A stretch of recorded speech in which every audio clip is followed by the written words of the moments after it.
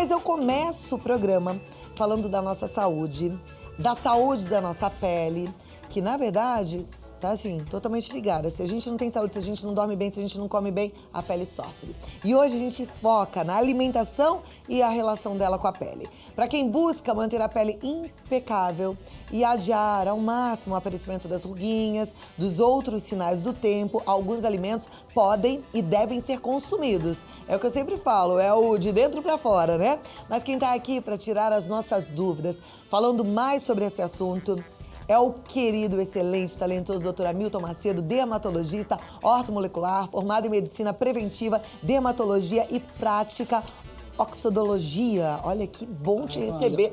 Obrigado por esse convite, logo no começo do ano. Eu sei que o seu tempo é precioso e a gente Imagina, realmente eu fica sei o que grato é. por estar contigo aqui, com essa possibilidade de aprender mais, doutor. Vamos lá. Já quero deixar um abraço para todas as meninas lá da tua clínica, que são sempre muito queridas. É sempre uma alegria muito grande estar A gente lá com voltou vocês, a semana viu? passada a todo vapor. Eu tô sabendo, e ainda bem que as meninas estão indo lá cuidar do corpo, cuidar Sim, da sim. pele, da saúde, de fazer emagrecimento, né? Isso tudo é legal quando visto de forma integral. E eu sei que seu trabalho é assim, o ser humano é integral, Exatamente. né? Bom, pele e alimentação andam juntos mesmo? Andam juntos, porque tem uma frase que é muito chavão, assim, que as pessoas falam, você é o que você come, e na verdade é uma frase certa, né? Então muitas vezes a pessoa fala assim, mas eu tenho uma pele muito oleosa, eu tenho uma pele acneica, e você vai olhar, quando você vai fazer um recordatório alimentar da pessoa, ela toma refrigerante o dia inteiro, vai no McDonald's, né? Então come batata frita. Então todas essas comidas que a gente chama fast foods, elas acabam tendo um maior teor de gordura e, consequentemente, essa gordura passa para a pele, aumenta a oleosidade da pele e, consequentemente, vai levar a acne. Olha lá, então vamos ficar atentos, gente. Tem muitas das meninas em casa que brincam quando vêm as fotos daquelas artistas e falam, foi picada pelo Rica vírus. Na verdade, Rica vírus. não é de dinheiro que a gente está falando, é de bom hábito, é de decisão, é de disciplina. E alimentação é isso. E não precisa gastar muito para comer bem, precisa saber, ter um bom médico para te instruir, né? Exatamente. Então, assim, os alimentos. Você, quando vai montar um prato, você tem que ter uma alimentação, você tem que raciocinar um pouco. O que tem que ter no teu prato? Proteína, porque proteína é excelente para a produção de colágeno na pele. Essa proteína vem de onde? De origem animal ou origem vegetal. Proteínas de origem animal, ovos, carne, peixe. E o leite e os derivados. As proteínas de origem vegetal, aí tem em várias, tem a soja, tem a ervilha. Então, quando você vai montar um prato, você tem que pensar que vai ter que ter proteína nesse prato. Vai ter que ter fibras, as fibras fazem o intestino funcionar. E o intestino funcionando melhora a função desse intestino e, consequentemente, isso reflete sobre a pele.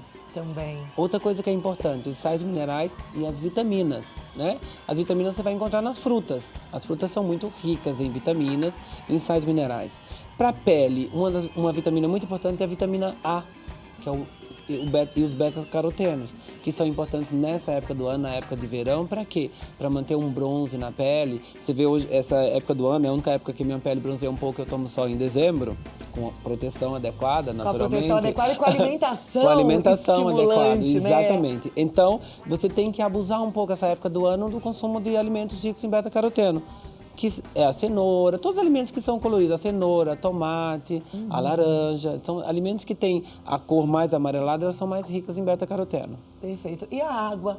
A gente, às vezes, é negligente com ela. Eu digo sempre que a água é questão de disciplina. Sabe, doutor, que a gente foi para as ruas para saber se as pessoas fazem, de fato, essa relação, se elas utilizam o alimento como combustível, pensando na construção de um corpo mais saudável e, é claro, de uma pele mais bonita, né? A gente sabe que isso tudo é tão importante para a saúde. Então, vamos ver quais foram as respostas. Pode rodar. Oi, Cláudia. Oi, doutora Hamilton. Oi para você que está em casa. Hoje nós viemos até as ruas para saber se as pessoas se preocupam com a saúde da pele. Você se preocupa? Me preocupa, eu deveria passar mais protetor solar, que eu acho que esse é um fator principal para a saúde da pele, né? E eu não passo tanto, então eu me preocupo, mas não tanto, né? Deveria me preocupar mais. Sim, muito. O que você faz para ter uma pele saudável? Protetor solar, eu passo. Fator 60, às vezes 30. Claro, tomo 3 litros de água por dia. Muito. Eu tô muito preocupada, ó, com isso aqui, ó. Olheira? Olheiras, essas manchas pretas, inclusive não estou conseguindo dermatologista no SUS. Eu vou ter que pagar o dermatologista para poder dar um jeito nisso. Eu deveria me preocupar, mas infelizmente por questões financeiras eu acabo falhando, porque eu sou muito clara, né? E a alimentação? Você se preocupa também em comer coisas saudáveis para ter uma pele bonita? Isso sim, na verdade eu como coisas saudáveis porque eu gosto. As pessoas elas forçam muito comer, né? Assim, você fitness, come aquilo forçado. Eu não, eu gosto de alimentos saudáveis. Entendeu? Tirando o chocolate que eu também gosto. Mas quando você sente que sua pele tá ficando ruim, você para de comer? O chocolate sim, porque dá espinha na hora, né? Eu bebo muita água, isso eu não abro mão. Eu como de tudo, não tenho restrição a nada. Mas eu não gosto muito de carne vermelha, essas coisas, fritura. Mas eu sei que tem algumas coisas que eu falho sim. Como pouco legumes, pouca verdura, muita fritura. Então não me preocupo com a pele, né? Não se preocupa com a pele. Vai mudar isso? Tô tentando, né? Vamos ver. Então promete, promessa para 2017, se preocupar mais com a sua pele. Com minha pele, vou me preocupar mais com minha pele, com minha saúde. Quando eu crescer, eu quero ter uma pele bonita, por isso que eu bebo muita água. Ai, que riqueza. Essa pequena Vitória já tem uma pele linda, viu, Vitória? E a anterior aqui, figura, né? Muito interessante. Agora, ela estava ali com problema de olheira. Olheira é um assunto delicado, né? É um assunto delicado.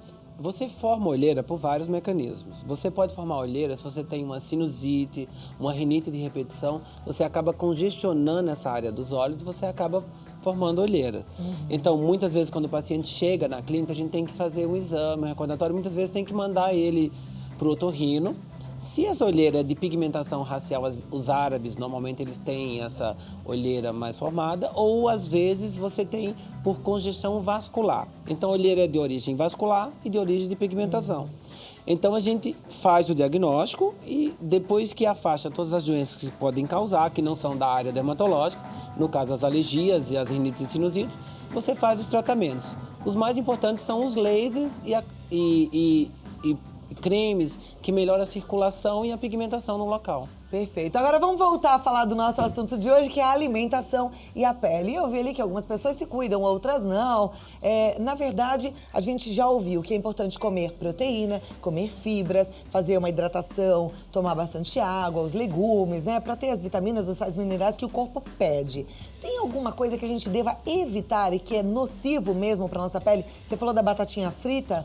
Os alimentos muito ricos em gordura. Gordura. Porque a gordura no organismo, ela tanto é ruim para os vasos, porque ela vai causar aterosclerose, que ela começa a grudar na parede dos vasos, mas também a pele tem o que a gente chama de manto hidrolipídico. Hidro, de água, lipídico, de gordura. É quando você lava o seu rosto, dá uma meia hora depois, você nota que a pele parece que está um pouquinho mais hidratada ou levemente iluminada. Aquilo é o manto hidrolipídico que se refez depois do banho. Então, se você come muita gordura, você tem um desequilíbrio na formação desse manto. Então, você tem mais gordura formada. Então, as bactérias se alimentam daquela gordura e acabam causando a acne. Açúcar também envelhece? Muito. Porque o açúcar, principalmente o açúcar processado, ele chega no estômago, no intestino, ele muda o pH do intestino. Então, consequentemente, matam os lactobacilos. E, consequentemente, você tem pequenas inflamações nesse intestino que você compromete a nutrição do organismo como um todo e, consequentemente, a nutrição da pele. Às vezes a gente vê uma pessoa gordinha e acha que ela tá melhor porque a pele tá mais esticadinha, porque ela tem aquelas bochechas e tal, do que uma pessoa magrinha. Mas a obesidade envelhece?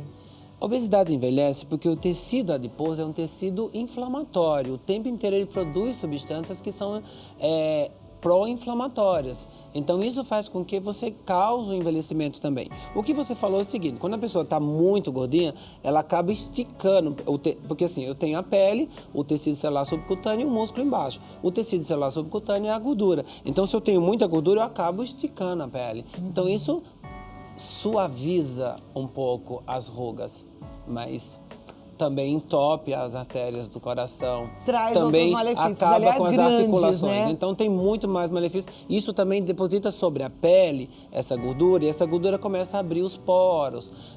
Então assim, ele tem um efeito de esticamento da pele, mas vários efeitos nocivos. Eu tô falando isso porque eu sei que muita gente fala assim, eu não quero emagrecer, porque eu não quero envelhecer, porque depois de uma certa idade é melhor a gente ficar um pouquinho mais cheio. Só que isso não é verdade. Infelizmente, a gente tem que se cuidar. E a alimentação, como eu disse no comecinho, é o combustível para o nosso corpo, né? E água? A gente ouve falar desde sempre que é necessário tomar 2 litros de água por dia. Esse é o número? Isso varia de pessoa para pessoa? Como é que é? A água é, em média, em torno, eu sempre falo para o paciente, 40 ml por quilo de peso. Então, você pega seu peso, multiplica pelo número 40, vai dar a quantidade de água que você tem que tomar. Agora, eu queria voltar um pouquinho naquele assunto de emagrecer, ficar flácido. Vamos imaginar, eu tenho a pele, o tecido gorduroso e o músculo que ele é rígido. Se eu vou emagrecer perdendo só gordura, eu tenho pele e músculo que são 2 órgãos rígidos. Se eu vou emagrecer perdendo músculo, eu tenho gordura e pele que são flácidos, então ele vai cair.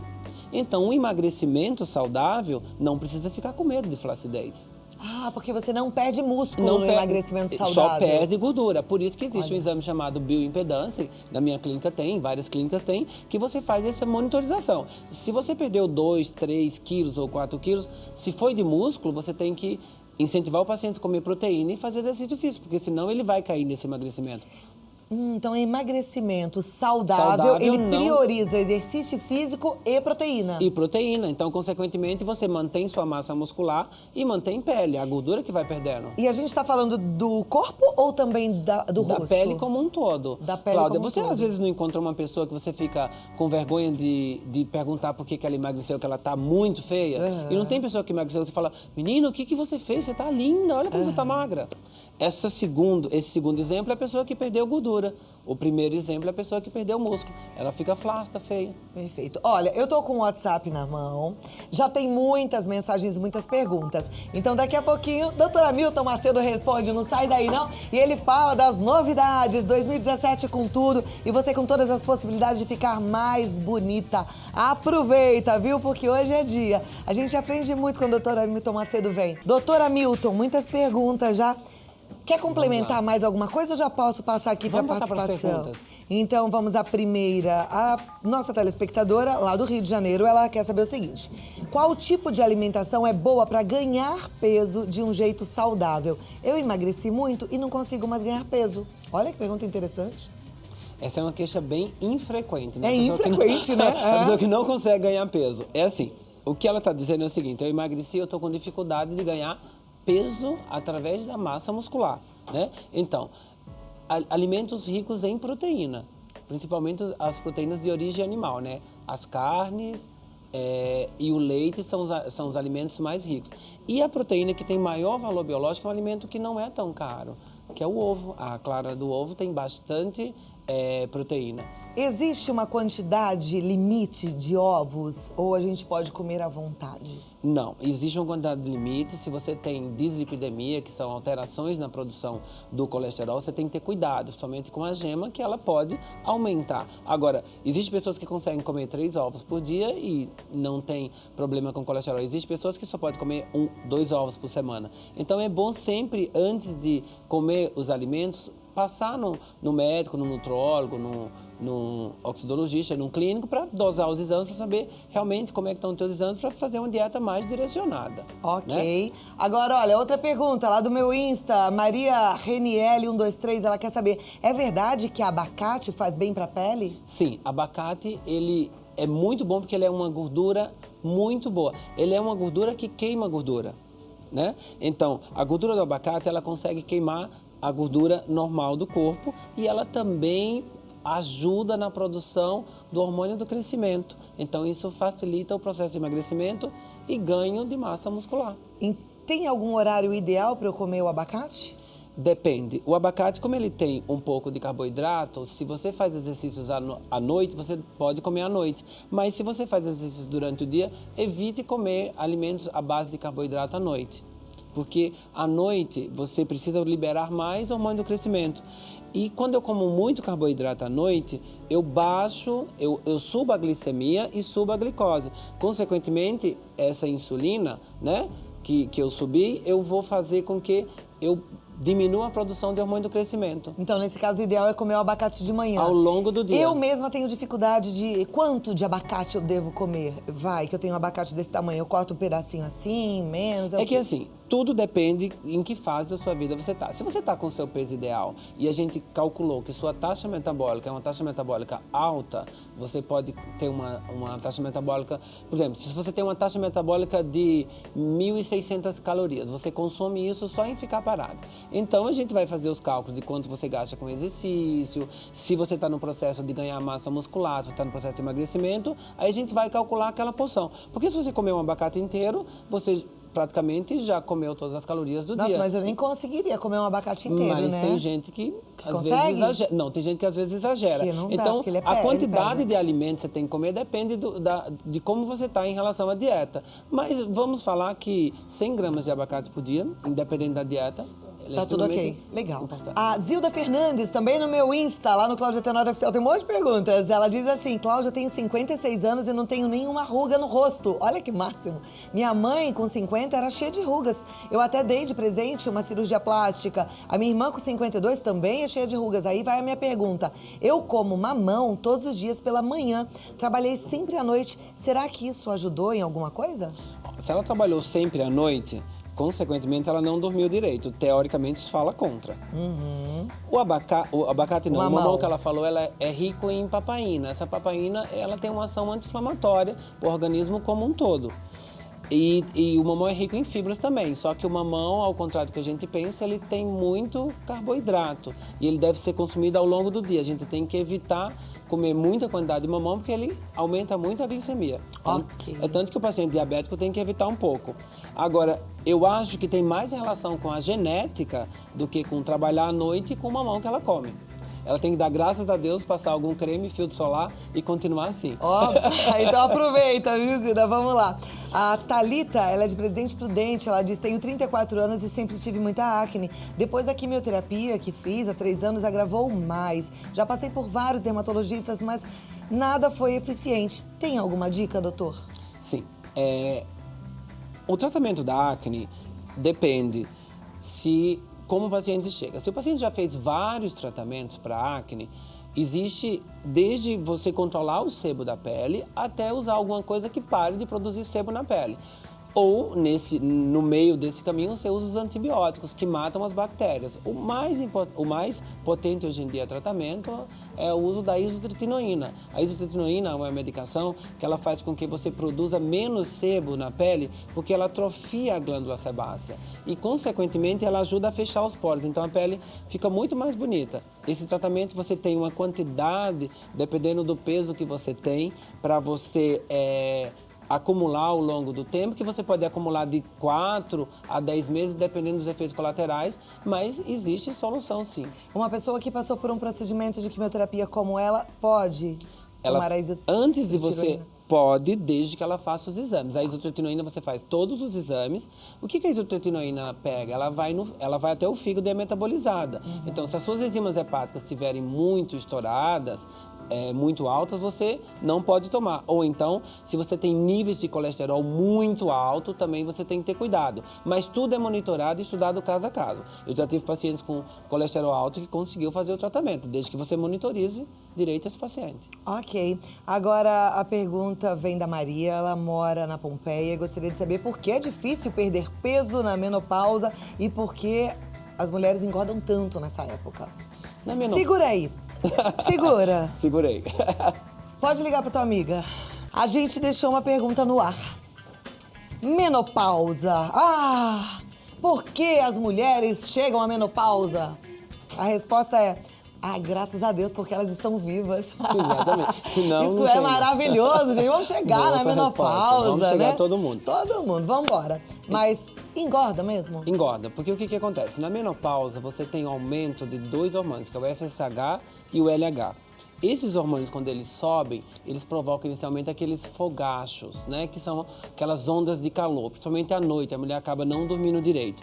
Se ela não dorme direito à noite, ela começa a não liberar a melatonina. Isso faz com que a mulher acabe comendo mais carboidrato ao longo do dia. E isso dá uma fome, uma fúria por doce, por massa, por pão. Isso faz com que ela aumente de peso, mas o mecanismo não é só esse. Também, esses hormônios, quando eles sobem, eles baixam o metabolismo. Então, mesmo comendo a mesma quantidade de comida, você acaba se sentindo mais gorda. E esses hormônios também têm outras funções. Quando eles começam a subir, eles começam a destruir o colágeno da pele. No primeiro e segundo ano da menopausa, a mulher perde em torno de 5 a 15% do colágeno. Por isso que ela começa a ficar mais flácida. Então, é uma época muito importante de você procurar assistência ginecológica, procurar um dermatologista para cuidar da sua pele, porque esse envelhecimento é muito acentuado. Você olha para duas mulheres, elas podem ter a mesma idade. Se uma estiver na menopausa, você vai dizer, aquela é mais velha, porque você tem esse envelhecimento mais, além de aumento de peso. Então, cuidado dessas mulheres que são muito magras, que comem de tudo e acham que não engordam. A menopausa chega para igualar todo mundo. Ah lá, então, mas o bom é o seguinte, existe possibilidade para grande maioria de reposição hormonal, tratamento, atenção na alimentação, e é por isso que a gente sempre traz um médico maravilhoso como o doutor Hamilton Macedo aqui para nos ajudar. Bom, muitas perguntas chegando. Tem uma pergunta interessante do Rubens.delon, lá no meu Insta. Ele quer saber, o ovo é o segundo melhor alimento do mundo? Colesterol é um mito? O ovo, se você for ver na escala de valor proteico, ele está na frente dos demais, ele é o primeiro. Ele é quem tem o maior, se você pegar todas as proteínas de origem animal, o ovo ele tem o maior valor biológico à proteína, né? Principalmente por conta da clara, por isso que essa moda de comer omelete de clara. Agora, em algumas pessoas, elas podem ser intolerantes. Existem pessoas que têm alergia ao ovo, né? Que têm reações homéricas no corpo. É mais raro, graças a Deus, porque é um alimento barato que todo mundo pode comprar. É isso que eu ia falar. Ele é, assim, pra mim, ele é maravilhoso. O melhor alimento do mundo, porque ele é bom, bonito e barato. Bom, bonito e barato. Né? E saboroso. Eu amo ovo. Como bastante ovo. Tem limite? A gente já falou sobre isso, Isso. Né? O limite é o seguinte, depende da tolerância de cada um. Se você está fazendo muito exercício, você acaba liberando uma substância chamada mTOR. E o mTOR faz com que você aumente massa muscular. Então, se você come mais proteína, essa proteína do ovo vai se acumulando no músculo e você vai ganhando massa muscular. Agora, por exemplo, se você é uma pessoa de 60, 70 anos que faz um exercício de alongamento apenas e você não está ganhando muita massa muscular, não precisa comer tanta quantidade. Isso, a gente volta para aquela questão inicial. Depende da tolerância que você tem ao alimento, depende do seu tipo de dieta e do proposto que está naquela fase. Por exemplo, eu emagreci, eu estou querendo ganhar massa muscular, que é aquela telespectadora que falou. Então, essa pessoa pode comer um pouco mais de ovo, se não tiver intolerância. Já aquela pessoa que está em fase de emagrecimento, a gente tem que saber quantas calorias tem no ovo e quantos ovos ela pode comer por dia, porque a alimentação dela não pode ser só a base de ovo. Claro. Porque tem muita gente que prega ovo, whey, batata doce e frango o dia inteiro, né? E isso tá tudo errado, né? Tudo errado. Vamos comer variado, colorido e diferente mesmo, né? Tem uma questão aqui importante a gente colocar. A gente tá falando do colesterol e ligando à alimentação, mas não é só a alimentação que causa um colesterol alto. Às vezes é uma questão, um fator genético. Por exemplo, a pergunta da nossa telespectadora de Limeira é a seguinte: eu tenho 10 anos, tenho colesterol alto, já tentei emagrecer e não consigo. O que devo fazer para reduzir? Ela tem 40 quilos, eu não sei qual é a altura dela, então não dá para saber, mas é uma menina, né, que tem colesterol alto. Ela tem 10 Provavelmente anos. não é pela alimentação. Isso. Então, existe uma doença chamada dislipidemia familiar, que provavelmente essa pessoa, ela deve ter.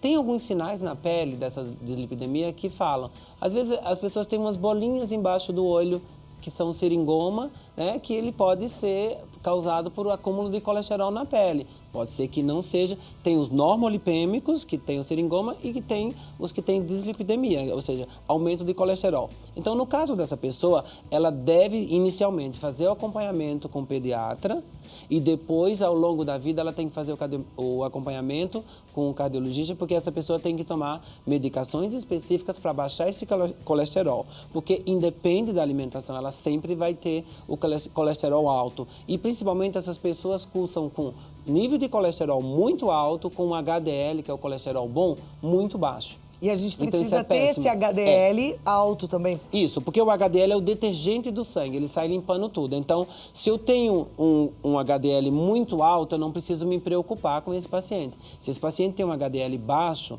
eu tenho que me preocupar. Como é que eu faço naturalmente para subir o HDL? Alimentos que são ricos em gorduras boas, o abacate, o azeite de oliva extra virgem, As sem castanhas. aquecimento, as oleaginosas em geral e principalmente exercício físico, principalmente os aeróbicos. Aumenta esse HDL. Ó. Não tá tão complicado não, né? É só a gente ter foco e disciplina, viu? A nossa telespectadora Sueli, ela é de Uberlândia. Ela fala, doutora Milton, como é que eu faço para perder a gordura da minha barriga? Ela está falando, se ela tem a gordura localizada na barriga, muitas vezes ela tem que ter cuidado, porque não adianta ficar fazendo mais dieta de faqui, né? Porque ela não vai conseguir perder aquela gordurinha localizada. Ela tem que fazer um tratamento localizado, ou cirúrgico, ou não cirúrgico. Eu não tenho experiência com tratamento cirúrgico, seria a lipoaspiração, mas na clínica tem vários aparelhos que fazem a apoptose de gordura. O mais moderno hoje em dia é você fazer essa apoptose, é a morte celular programada. Então, quando esses aparelhos vão agindo sobre o tecido gorduroso, eles vão matando as células de gordura. Consequentemente, essas células não se reproduzem mais, você mata essa célula. Então, você perde medidas. E mais modernamente, esses aparelhos também firmam a pele. Então, ao mesmo tempo que você vai estar perdendo essa gordura, você também vai ganhar firmeza na região onde você faz. Legal. Então, no caso dessa pessoa, ela tem que fazer um tratamento localizado na região. Ela tem que ter um pouco de cuidado, né? Às vezes as pessoas falam, quando a gente fala de saúde, a gente tem que ter cuidado onde procurar ir. Então, procurar se vai numa clínica, se a clínica é idônea, se os aparelhos são bons. Procurar sempre uma referência. Nunca ir pelo preço, sim pela qualidade e por referência. Isso é verdade. É a nossa saúde que está em jogo, não pode brincar com ela, tá bom? Infelizmente, o tempo, quando o nosso convidado é bom, ele voa, sabe? Parece que o relógio sabe de um dia, faz bum! Mas eu te convido para voltar Quando você logo, quiser. porque é uma delícia te receber e aprender contigo, tá bom? Uma delícia. Doutora Milton Macedo, olha, eu sigo lá no Instagram, acabei de postar o videozinho, quem me segue já viu? Segue o Milton Macedo também, doutora Milton Macedo, sempre com muita informação. No Facebook é a Milton Macedo Araújo, a clínica que é bárbara, www.amiltonmacedo.com.br e o telefone à sua disposição no 3060 8596. Muito obrigada mais uma vez. Obrigado esse convite.